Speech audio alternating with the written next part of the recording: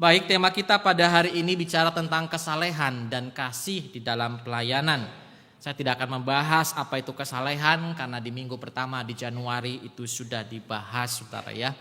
Tapi kita akan melihat bagaimana kesalehan dan kasih itu bicara tentang di mana pelayanan kita yang selama ini kita kerjakan bersama-sama. Saudara, mari kita memperhatikan ayat firman Tuhan yang saya ambil dari 1 Timotius 4 ayat 8. Mari saudara kita bisa membaca kembali bagian firman Tuhan ini. 1 Timotius 4 ayat yang ke-8. Mari kita baca. 1, 2, 3. Latihan badani terbatas gunanya, tetapi ibadah atau kesalehan itu berguna dalam segala hal. Karena mengandung janji baik untuk hidup ini maupun untuk hidup yang akan datang. Saudara, saya taruhkan dalam kurung kesalehan karena dalam terjemahan baru sekarang TB yang kedua itu bicara pakai kata kesalehan. Dan memang tidak memakai kata ibadah, saudara ya, di dalam bahasa yang aslinya juga demikian. Bapak Ibu saudara yang dikasih Tuhan, saudara dan saya hidup di kota Jakarta ini, sebuah kota yang katanya adalah kota metropolitan, sebuah kota yang sangat besar, saudara. Tetapi kita memahami bahwa kota Jakarta ini semakin hari kalau kita melihat semakin padat sekali, saudara ya. Bertambah penduduknya, bukan hanya manusianya yang tambah, tetapi kendaraan juga itu bertambah, saudara. Dan segala sesuatu aktivitas di kota Jakarta itu bergeraknya cepat sekali. Dan kita seakan-akan dituntut di dalam keseharian hidup kita. Kita pun mengerjakan hal-hal ke aktivitas kita harus sedemikian. Kita harus cepat di dalam bekerja. Kita harus cepat di dalam mencapai pekerjaan kita, target kita. Bahkan tuntutan dalam keluarga kita pun itu di dalam hidup kita itu semacam diminta dipercepat. Bahkan segala sesuatunya harus tetap ada. Belum lagi kita mengalami tekanan finansial, tekanan ekonomi, tekanan keuangan. Itu kita alami di dalam kehidupan kita. Dan saudara tahu enggak bahwa dengan semua yang ada ini sesungguhnya kita seperti hidup di dalam sebuah perlombaan yang tanpa garis akhir, saudara. Bangun pagi saudara, beraktivitas, ketemu sore, sampai di rumah malam, lalu saudara menggeletakkan tubuh Anda, bangun lagi besok pagi. Saudara, sekali-sekali lihat jarum jam saudara. Anggap diri Anda adalah jarum jam itu yang akan terus berputar. Kehidupan kita akan terus berputar sedemikian rupa. Namun saudara yang kasih Tuhan, ternyata segala kecepatan, segala tekanan dari ritme bagaimana kita hidup di kota besar ini, ternyata tidak jarang bahwa hal itu pun bisa mempengaruhi cara saudara di dalam menjalani kehidupan kerohanian kita, saudara. Anda dan saya beribadah, Anda dan saya mengambil bagian di dalam pelayanan. Tetapi yang menjadi pertanyaannya adalah, tetapi kehidupan kita barangkali bisa tanpa kita sadari perlahan kita bisa lelah dan tidak jarang bisa mencapai kekeringan di dalam hidup ini. Saudara yang kasih Tuhan, di dalam situasi seperti ini firman Tuhan yang kita baca hari ini sedang mau mengingatkan engkau dan saya. Ini adalah sebuah poin yang sangat mendasar dan Rasul Paulus menyatakan ini kepada Timotius. Dia katakan latihan badani terbatas gunanya, tetapi kesalehan itu berguna dalam segala hal. Saudara, di dalam bagian ini yang ditegaskan oleh Paulus bahwa Paulus tidak sedang meremehkan kesibukan engkau dan saya. Paulus tidak sedang meremehkan kerja keras kita untuk kita bisa hidup fight di dalam dunia ini. Tidak, saudara. Tetapi Paulus mencoba mau menaruhkan poin mendasar supaya kita yang sedang sibuk di dalam dunia ini dengan segala aktivitas kita mampu ada satu waktu bisa mengarahkan perhatian kepada satu hal yang sering terabaikan. Yaitu apa, saudara yang kasih Tuhan? Bicara tentang kesalehan. Dan hari ini kita bisa melihat bahwa kesalehan ini dijadikan semacam pondasi hidup Anda dan saya, bahkan pondasi di dalam pelayanan kita. Nah, hari ini saudara yang kasih Tuhan, kita akan belajar dua hal dari bagian ini Di mana Paulus mau mengajak engkau dan saya hari ini melihat bahwa pelayanan engkau dan saya, saudara yang kasih Tuhan, tidak sedang berbicara tentang bagaimana sibuknya kita, seberapa banyaknya kegiatan kita, seberapa banyaknya aktivitas kita, seberapa banyaknya pelayanan gerejawi yang ada. Saudara, izinkan saya bertanya, menurut saudara ada berapa banyak kegiatan di gereja kita? Banyak enggak saudara? Banyak. Saudara ikutin tuh semua. Saya tidak mengatakan saudara tidak boleh mengikuti. Tapi tadi saya katakan juga bahwa saudara harus mengikuti semua. Tetapi pertanyaannya bukan seberapa sibuk, berapa banyak kegiatan yang kita ambil. Bukan. Tetapi poin yang pertama adalah bagaimana pelayanan engkau dan saya itu harus berakar pada kesalehan dan dihidupi oleh kasih kepada Tuhan. Saudara dikasih Tuhan, kesalahan itu apa sih? Kesalahan itu dijadikan di dalam bagian ini menjadi pondasi yang tidak boleh digantikan oleh kesibukan rohani. Tanda kutip. Ini tidak boleh digantikan dengan kesibukan rohani. Di dalam dunia profesional Anda bekerja, kita bekerja.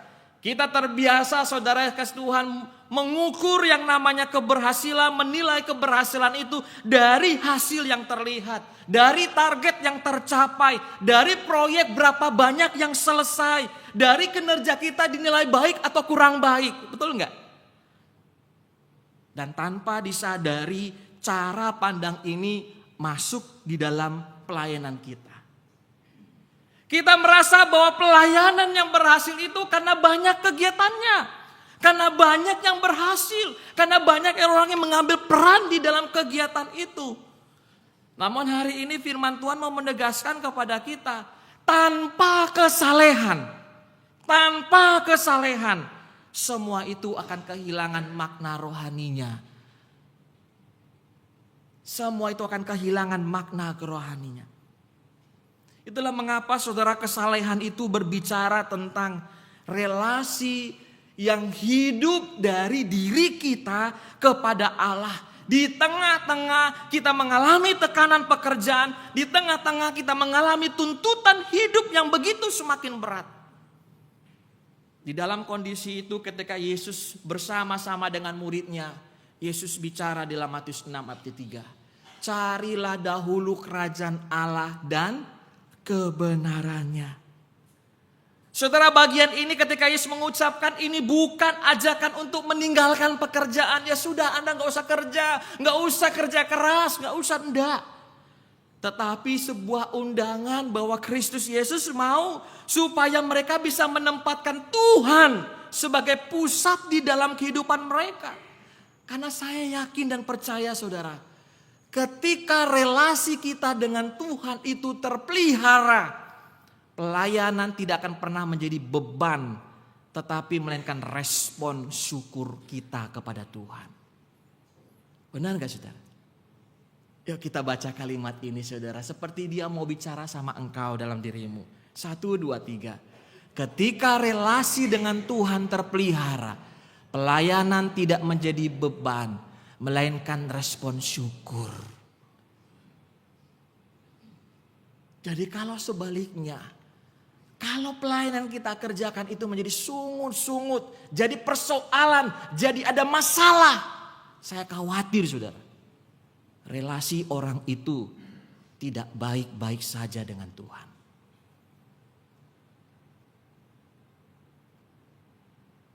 Saudara yang dikasih Tuhan, dari kesalehan yang sejati akan lahir kasih. Dari kesalehan yang sejati akan lahir kasih. Dan kasih inilah yang akan menjaga pelayanan saudara dan saya. Supaya kita tetap melayani dengan benar. Kita bisa melayani secara manusiawi. Kita melayani penuh dengan belas kasihan. Kalau kita melihat bagaimana aktivitas kegiatan gerejawi, lalu kita membandingkan dengan aktivitas di luar gereja, saudara, di lingkungan kerja yang penuh dengan kompetitif, Bisa satu kantor mereka bekerja ratusan orang, 200-an orang dalam sebuah ruangan yang sama. Mungkin saja mereka satu dan yang lain mempunyai relasi yang dingin, yang sinis, yang defensif. Saudara yang kasih Tuhan, tapi firman Tuhan hari ini mengingatkan kita. Saya senang dengan 1 Korintus 13 ayat 3 ini. Yuk kita baca bersama bagaimana bagian ini sangat-sangat indah sekali. 1, 2, 3. Jika aku membagikan segala sesuatu yang ada padaku, tetapi jika aku tidak mempunyai kasih, sedikit pun tidak ada faedahnya bagiku. Saudara, di dalam bagian ini Paulus ngomong sama umat Tuhan di Korintus. Kamu hebat, kamu punya ini kerja keras, talentanya banyak, semua kamu ikuti kegiatannya. Tapi kalau itu semua engkau lakukan, tidak ada kasih, tidak ada faedahnya. Itulah mengapa saudara yang kasih Tuhan di dalam bagian ini, kasih itu memberi jiwa pada pelayanan kita. Kasih itu memberi jiwa pada pelayanan kita. Yuk sama-sama ngomong saudara. 1, 2, 3. Kasih memberi jiwa pada pelayanan kita. Kalau kita melayani apapun bentuk pelayanannya, kalau tidak ada kasih, tidak ada jiwanya. Tanpa kasih, semua pengorbanan itu digerakkan hanya oleh hal-hal yang dimana kita menjadi kehilangan nilainya. Tapi saya mau mengatakan sama kita, pelayanan yang digerakkan oleh kesalehan dan kasih itu akan terlihat dari sikap kita. Sikap yang bagaimana? Sikap kita yang menjadi rendah hati. Sikap kita yang menjadi sabar. Sikap kita yang menjadi tulus. Baik di gereja maupun di kantor.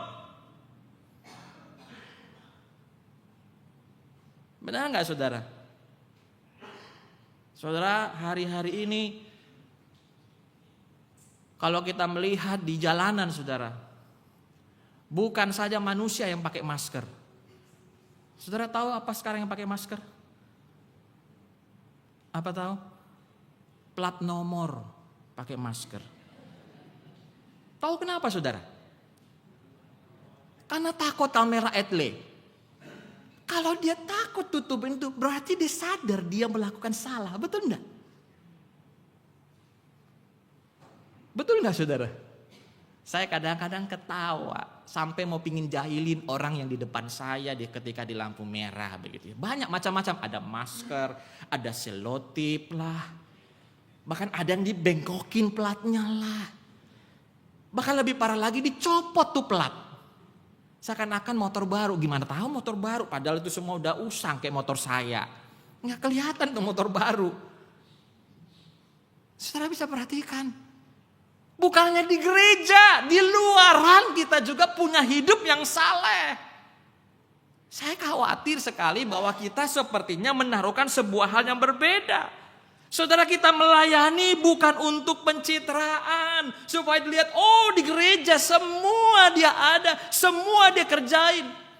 Tetapi saudara yang kasih Tuhan, respon kita terhadap kasih dan kesalehan yang dituntut menjadi dasar dan bahkan itu menjadi jiwa pelayanan kita, itu sesungguhnya di mata Tuhan tidak ada lagi.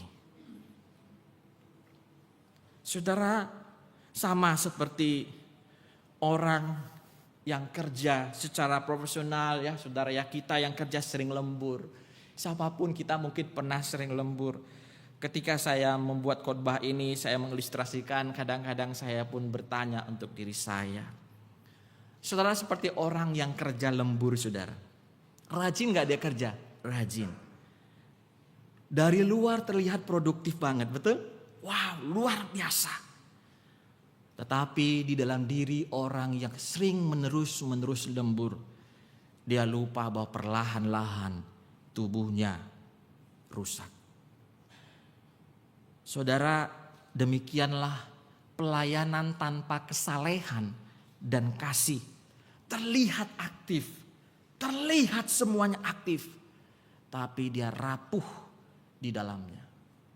Karena ada bagian penting yang menjadi jiwa pelayanan itu dikatakan Tuhan.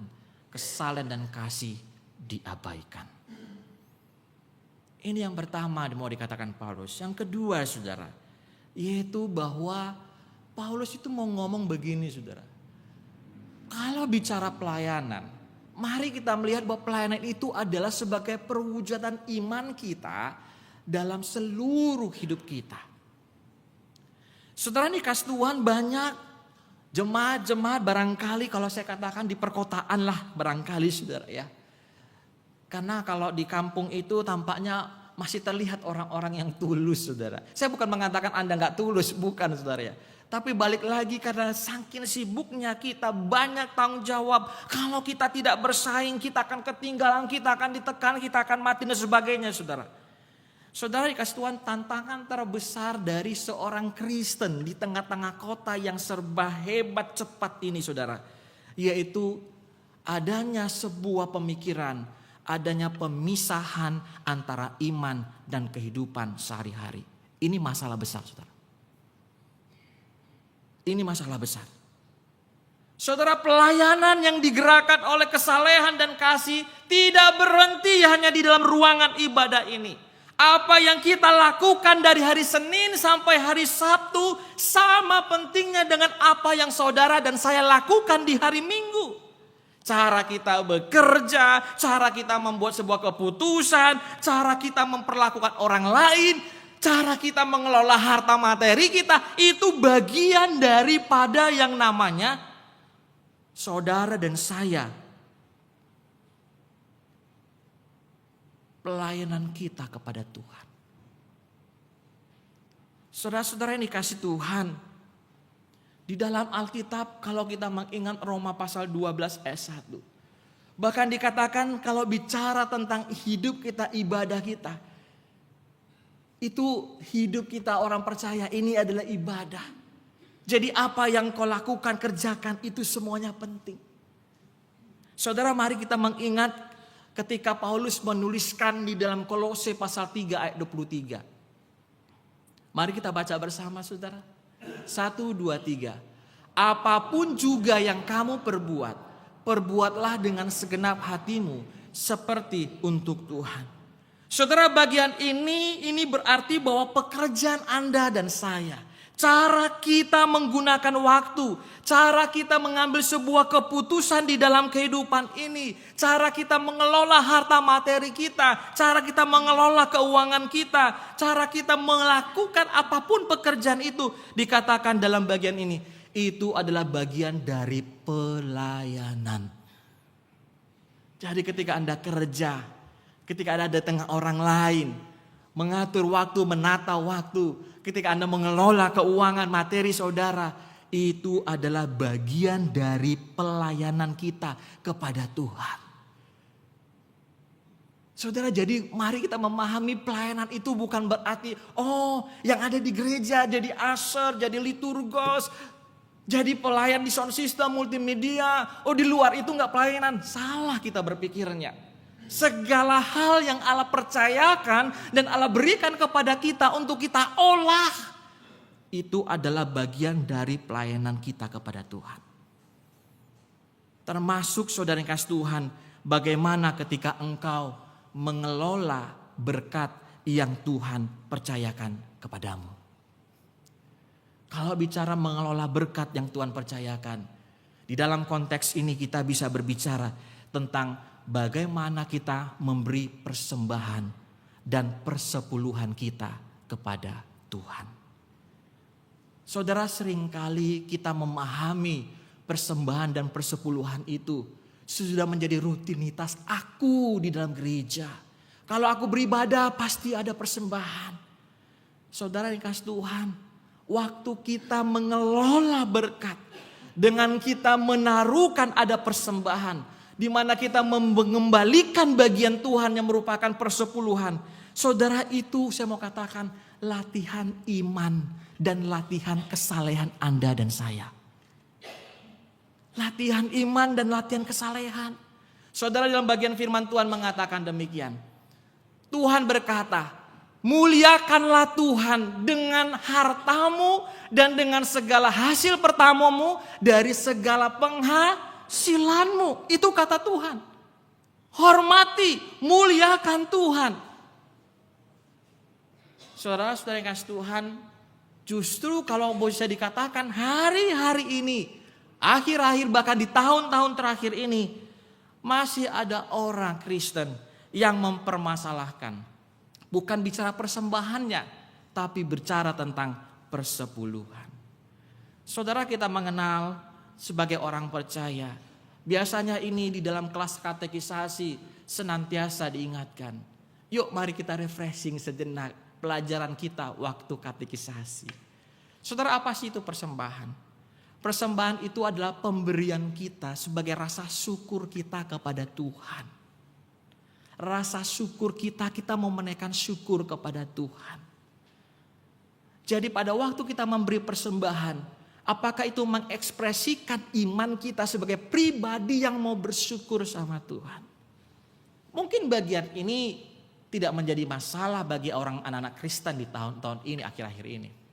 Tapi yang sering menjadi masalah adalah ada orang yang mempermasalahkan tentang yang namanya persepuluhan. Masih ada yang meragukan apakah ia harus memberikan persepuluhan. Masih perlu enggak saudara? Saudara dikasih Tuhan, ada pengajar-pengajar yang mengajarkan bahwa persepuluhan itu adalah semata-mata pengajaran dalam perjanjian lama. Tapi saya mau mengatakan kepada kita, pengajaran di dalam perjanjian baru kita pun, saudara, kita bahkan dikatakan bukan memberi persepuluhan lagi, 1/10. Tapi dalam Roma 12:1 katakan apa? Kita mempersembahkan seluruh hidup kita kepada Tuhan. Jadi kalau kita bisa melihat bagaimana perjanjian baru, maka kita sebenarnya tidak mendapati satu ayat Alkitab yang sungguh-sungguh mau membatalkan yang namanya persepuluhan. Bahkan Tuhan Yesus pernah mengajarkan dan bahkan menegur seorang kelompok, saudara, sebuah kelompok. Yuk kita baca Matius 23 ayat 23. 1, 2, 3. Celakalah kamu, hai ahli-ahli Taurat dan orang-orang Farisi. Hai kamu orang-orang munafik, sebab persepuluhan dari selasi, adas manis dan jintan kamu bayar. Tetapi yang terpenting dalam hukum Taurat kamu abaikan, yaitu keadilan dan belas kasihan dan kesetiaan. Yang satu harus dilakukan dan yang lain jangan diabaikan. Saudara, artinya dalam bagian ini Tuhan Yesus tidak membatalkan persepuluhan itu. Apa yang menjadi persoalan di dalam bagian ini? Saudara, bagaimana orang-orang Yahudi itu telah salah menerapkan persepuluhan itu. Mereka rajin, rutin tahu bagaimana mereka memberi persepuluhan. Tetapi yang ditegur oleh Tuhan, hidup mereka merasa bahwa kalau saya sudah beri, ya sudah, saya nggak perlu lagi hidup saya memiliki karakter seperti Tuhan. Saya tidak perlu lagi menghidupi bagaimana cara pekerjaan saya mengabdi kepada Tuhan. Itu yang terjadi. Jadi penerapan yang mereka lakukan salah berkaitan bagaimana mereka memilah. Oleh karena saya sudah beri, maka saya bebas untuk hidup sebagaimana saya suka. Tetapi teguran Tuhan Yesus ini tidak mau membatalkan bicara tentang persepuluhan. Lalu yang menjadi pertanyaannya, yang perlu Anda dan saya lakukan apa? Mari lakukan sesuai apa yang Alkitab katakan. Apa yang Alkitab katakan? Mari kita melihat di dalam Maleakhi 3 ayatnya yang ke-10. Saudara yang kasih Tuhan, saya akan bacakan Maleakhi 3 ayat yang ke-10. Bawalah seluruh persembahan persepuluhan itu ke dalam rumah perbendaharaan supaya ada persediaan makanan di rumahku. Saudara, di dalam bagian ini dikatakan apa? Kita membawa seluruh persepuluhan kita ke dalam rumah Tuhan. Yang hari ini kita mengenalnya apa? Gereja. Yang hari ini kita mengenalnya adalah gereja. Saudara, itu berarti apa saudara? Untuk apa saudara? Dikatakan bagian ini, agar ada persediaan makanan di rumahku. Apa artinya? supaya gereja dapat melayani, memberi makanan rohani kepada jemaat dan memberi makanan rohani kepada dunia ini. Supaya gereja bisa melakukan tugasnya. Saudara, kalau saya mau tanya sama kita mencintai Tuhan tidak? Saudara, saya mencintai Tuhan? Mencintai Tuhan. Kita mencintai Yesus Kristus. Kita mencintai Tuhan kita yang mengasihi kita. Saudara yang dikasih Tuhan, saya mau mengatakan kepada kita, saudara. Saudara tahu bahwa gereja itu siapa yang dirikan? Tuhan. Jadi pada waktu Tuhan mendirikan gerejanya, supaya gerejanya bekerja memberikan makanan rohani kepada umatnya dan makanan rohani kepada dunia ini. Nah, oleh karena itu saudara yang kasih Tuhan, saya katakan tadi sama kita, saudara, mari. Sebenarnya bagian ini merupakan panggilan engkau dan saya untuk jangan lupa. Ketika kita memberi persepuluhan, itu adalah merupakan latihan iman dan kesalehan kita. Kenapa? Karena persepuluhan itu milik siapa, saudara? Milik Tuhan. Milik Tuhan. Dan Tuhan mau gerejanya bisa menjalankan tugasnya di gereja dan di dunia ini. Saudara dikasih Tuhan, saya tahu saudara kita memahami bahwa ketika bicara tentang persepuluhan, saudara ini bukan bicara tentang hanya uang, hanya materi, harta milik kita, saudara tidak. Tidak, saudara. Bicara persembahan dan bicara persepuluhan itu bicara tentang iman kita kepada Tuhan. Iman kita kepada Tuhan. Kita yang mengakui bahwa Yesus Kristus adalah Tuhan penebus kita. Kita yang mengakui bahwa Tuhan adalah pemelihara hidup kita. Tuhan yang kita akui bahwa Dia adalah pemilik diri kita. Segala sesuatu yang kita punya berasal dari Dia. Tuhan memberikannya kepada kita. Kalau kita mengakui Tuhan itu sedemikian sebagai iman kita, maka pada waktu kita memberikan dan menjalankan ini bicara iman engkau dan saya kepada Tuhan. Itulah mengapa Paulus ngomong sama Timotius, perlu latihan gak? Latihan. Latihan iman dan kesalehan. Saudara, Tuhan itu sungguh menata hidup kita. Supaya kita bukan hanya terlihat hebat di mata manusia. Tapi Tuhan itu menata bahwa setiap orang yang diselamatkannya, yang Dia kasih, Dia cintai. Bahwa orang-orang ini bisa mengekspresikan imannya di tengah dunia ini. Mari kita melihat bahwa pada waktu saudara dan saya melakukan itu semua adalah sebagai ekspresi Anda dan saya orang yang beriman. Dan Anda dan saya adalah orang yang mau saleh kepada Tuhan. Bapak Ibu saudara yang kasih Tuhan, kalau ada sebuah perusahaan yang besar maupun yang kecil lah. Setelah sebuah perusahaan itu pastilah mereka akan membuat anggaran supaya perusahaan itu berjalan, betul nggak? Dan anggaran itu bukan hanya untuk disimpan, betul? Tetapi perusahaan itu akan menganggarkan lalu mengalokasikan sesuatu yang prioritas. Dia akan anggarkan ke tempat mengalokasikan ke yang prioritas. Saudara, cara kita mengatur keuangan, mengatur berkat yang datangnya dari Tuhan, itu menunjukkan apa yang paling penting dalam hidup kita. Apa yang prioritas di dalam hidup kita. Demikian juga dengan iman saudara.